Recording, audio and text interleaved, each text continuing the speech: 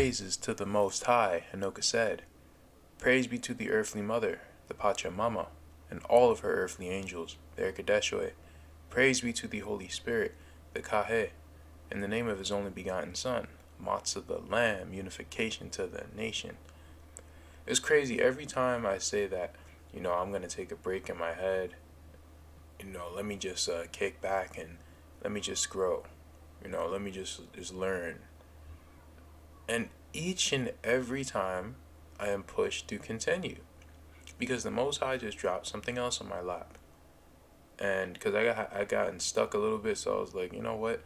Maybe this is a sign that I'm supposed to, get closer spiritually, and maybe I should, and I will, but I have to keep rolling on with telling the truth, man. And this is a gigantic truth, because I did not put two and two together. And all praises to the Most High, Anoka said, eternal loving kindness, for giving me this information that I can share with the nation whenever you guys see this video. Boy, oh boy. So let me give you the rundown real quick. Aki and his brother Jared, or Jared and his little brother Aki, that's what Aki means. It means little brother in Hebrew. They were brought to the Americas by boat as they were fleeing from the Tower of Babel. Now, I believe that the Tower of Babel, it was in the Pacifics, and that's consistent because Aki and Jared fled from the Tower of Babel to come to the Americas. I believe that Jared went to Central America and Aki went to North America, right? And I'm about to show you how this proved it. Like the book of Remembrance of Enoch, that scene of Haggai, it literally proves where Abraham's people were. It explains why the Shemites are still in the Middle East, but why there are a lot of Shemites here. And it also tells you what those lands are over there, the so-called Middle East. Those are not our lands. Those are literally the most wicked lands. That's what the funny part. They're the ancient lands of the wicked. That's what's so ironic about all this stuff, man. But let me see. I'm not gonna start here. Let's start in the Book of Remembrance of brother of not the Book of Remembrance, brother of Jared. Let me see where I want to go.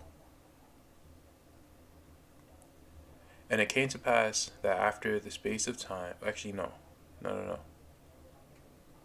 Let's read up here. And it came to pass that the sea was mild in that place, and they built ships wherewith they could sail northward, following the shore until they came to a mighty river, and they discovered that the river came from the north, and it was from a very pleasant land, with trees in abundance and broad valleys. That sounds like Canada. That sounds like the northern United States, right? And it came to pass that after they traveled upon this river for the space of many days, they came to rest, and the Lord led them wherein they must dwell. And he had led them to pass near unto a small band of people, who were peaceable. And these people sailed forth to see Aki and his people, and Typhera was kind unto them. And it came to pass that after the space of a time, when these people saw that the people of Aki could grow food, they joined unto the people of the Lord, and they learned the religion of Shabuah. And Typhera desired this thing, insomuch that her children may marry and prosper before the Lord. And these people were called by them Ummah, which simply means the people. And thus we see that while the wicked upon the promised land are cursed, the righteous are blessed. And these who were called Ummah by them were blessed, and were ever after numbered among the people of Aki. And the people of Aki took upon themselves the name of Ummah, and they named the place the land of Ummah. Now, what is Ummah? That sounds like Omaha. Omaha. Okay. And I'm going to show you why I say that. Now, let's get into the crazy part. I must warn you, This is going to blow your mind. It's going to. I promise you it's going to blow your mind. For those who haven't read this. And it came to pass that all of these things happened after Yaatzakad and Hawa returned to Eden. And 100 years passed away, as Adam and Eve, by the way. And the welfare and happiness of the people of Mayween grew in the abundance of it, and the people were blessed steadily, as they learned to be virtuous, and to huddle together, and to put their trust in the Lord.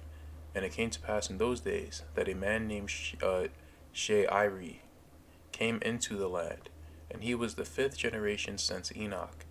And he was a goodly young man, who walked with Motsah the lamb, and he was a descendant of Methuselah, and he was a son of Shem. And he and all his fathers dwelt in the land of Toa, near the borders of Helia. So you hear that? So She'iri, who is a Shemite, dwelt in the land of Toa. Well, where is the land of Toa? That's the wicked land that is spoke about in the book of Remembrance of Grandmothers. And what we see here, the land of Toa is the Middle East. You see this? This is so-called Israel, right? There's your Israel. That's their Israel. That's their holy land. This is not our land, and it never made sense because it's not our land. This is literally the most wicked land on earth.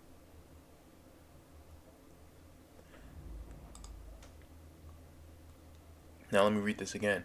And he and all his fathers dwelt in the land of Toa, near the borders of Helia, because of the waywardness of Methuselah, and they dwelt at the headwaters of the Hales River, which is the same place where the brother of Jared stayed for the night, when Shema found her daughter, according to the writing of the brother of Jared. So, pretty much, the people of Shem are still in the Middle East, but this person called She'iri came to some other land, right? Well, let's continue. And this young man She'iri fell at the feet of Enoch out of his great love for him, and he called him father. And Enoch had compassion on him, and he taught She'iri all the ways of being a scribe of stone tablets. So wherever he went to is where Enoch was, right? He went to Enoch's land, pretty much. And the heart of She'iri was tender and pure, and he was called She'iri, because he was a remnant of the family of Enoch that returned to him. And She'iri was a great comfort to Edney. You have to know that Methuselah, he went to, the Middle East to be wicked, while Enoch remained in the land of Mayween, which it seems to be in the Americas, because we went over. Where's the city of Enoch? City of Enoch is over here. So if the city of Enoch is over here, then Mayween must be over here. That means the land of Adam and Eve must be over here. That means the Garden of Eden is not close by. It's not that close. It's not that far. No, it must be close by. That's what I meant to say. So, all praises to the Most High for these books. Shout out to the Gentiles for bringing these out and not altering them, but I do have scrutiny to give to them for adding their own opinions. But it is what it is. It came to pass that She'iri, who was also the fifth generation from Enoch, took one of the daughters of Afaf,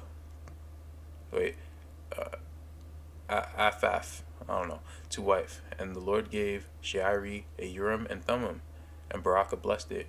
And she prayed earnest prayers over She'iri. And he made stone tablets after the manner of those in the possession of Enoch. And he had correspondence with his father Shem. And he took the heavenly tablets to him, and stayed with him a while. And he instructed his father in all things concerning the tablets. Pulled the old switcheroo on you guys, man. Got you looking at the Middle East while they're chilling on our actual lands. It's crazy. And thus the water tablet found a way to go to Noah, the father of Shem, but it was called the tablet of Bethel by Enoch. And Noah used it to divide the earth according to the lives of men, and he did it with the waters of the great deep. Just before the flood, the people of Mayween were taken back to Eden, for Anokased took them. And it came to pass that Shairi dwelt in the holy city until the 339th year of Enoch. And in that year he departed toward the south, beyond the borders of Rabshalash, and no righteous man had gone before into that quarter of the land. For there he found a vast marshland to dwell in, that was much like the land of Mayween, and it had 2 rivers, and a salt water sea, because the Lord had given him a Urim. They named the valley of the marshes the land of And any of those who had previously lived there had fled at the breakup of the society of Seku, and the people of Shairi were called the people of Ummah. And in the times that followed the flood, a people called the Chaldeans set upon them, and took possession of their land, and made the people of Ummah their slaves. And the Chaldeans called Shairi Arphaxad. Now we just, that's, if guys, do you know how much of a bombshell that is? Let me go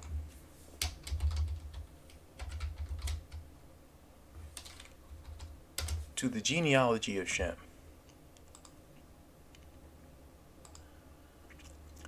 Boom. Boom. So the rest of the Shemites are still in the Middle East, but Arphaxad or Shairi was brought to North America, or the Americas, wherever it is, right? Wherever it is. Because I'm not fully sure if the land of Ummah is really in North America, or am I? I don't know. I don't even know anymore. But why would they say that's towards the south? That kind of confused me. But either way, so you have Eber, Peleg, Joktan, all these people come from who? Arphaxad, right? So all of these people came out of where? North America, or the Americas, wherever it is. But it's in the Americas. Is that not crazy? And who else is in the Americas? The Chaldeans are also in the Americas. The land of is also in the Americas. So the land of Abraham is in the Americas. No question about it. And it was in this way that Shairi became a remnant of the holy city of Mayween. And the children of this man were obliged as slaves to become the guardians of the idols of the Chaldeans. And the Lord took the Urim from Shairi for safekeeping, and no man knew what had become of it. Now it makes sense why Abraham's father was all into the idols, because of what the Chaldeans brought, who could also be the Assyrians. Wow.